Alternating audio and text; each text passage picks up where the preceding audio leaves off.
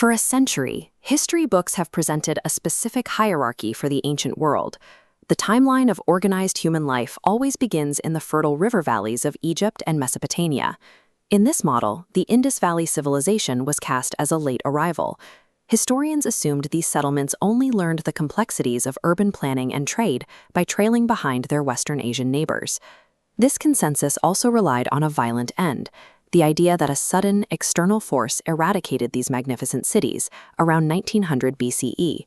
Early 20th century archaeologists like Mortimer Wheeler looked at the abandoned ruins and saw a massacre. They argued that horse-riding invaders or catastrophic floods destroyed the population and brought the society to a sudden, bloody stop. But recent excavations at an Indian site called Birana and core samples from ancient lake beds have invalidated both of those foundational stories. The evidence at Birana reveals an indigenous empire that functioned entirely on its own terms, and then engineered one of history's most successful survival adaptations.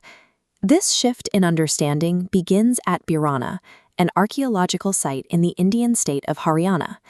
Researchers recently tested pottery fragments and charcoal from its deepest layers using radiocarbon and thermoluminescence dating. The results returned dates as old as 8000 BCE. These findings push the origins of the Indus Valley back thousands of years, proving it predates the mature urban phases of both ancient Egypt and Mesopotamia. The artifacts show a continuous internal evolution. The oldest layers reveal simple pit dwellings, which slowly gave way to mud brick houses, and eventually the most sophisticated urban infrastructure of the Bronze Age. At its height, the society built meticulously planned grid cities. They engineered massive centralized granaries and laid down subterranean sewerage networks that used layers of sand and charcoal to filter wastewater.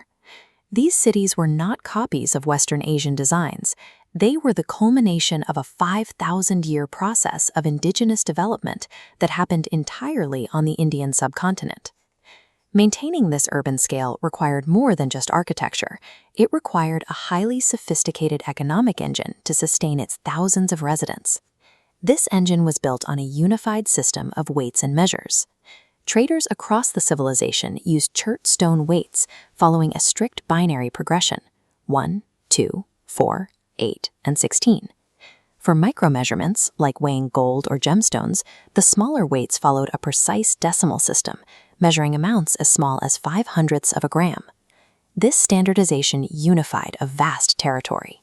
It meant that a merchant in the northern mountains and a buyer on the southern coast used the exact same scale, enabling massive trade and efficient taxation.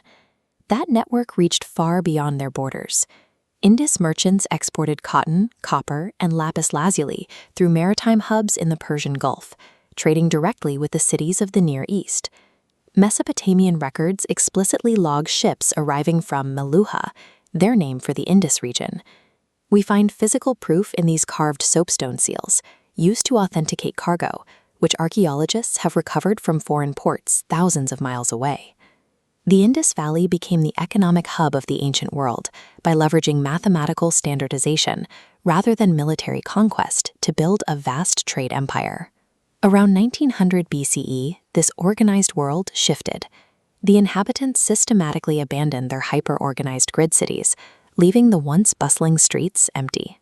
Analyzing chemical signatures in stalagmites and examining ancient lake beds, scientists have ruled out sudden wars. The physical record shows no mass graves or widespread destruction. Instead, tectonic shifts disrupted river systems, and the seasonal monsoons that watered the plains shifted eastward, starving the region of predictable rainfall. This was a severe environmental crisis. The region suffered a 20% drop in precipitation, not for a single season, but as a series of relentless century-scale droughts. The society faced a climatic stress test severe enough to break the economy of modern nations.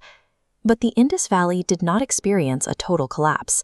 Instead, they executed a large-scale, deliberate adaptation.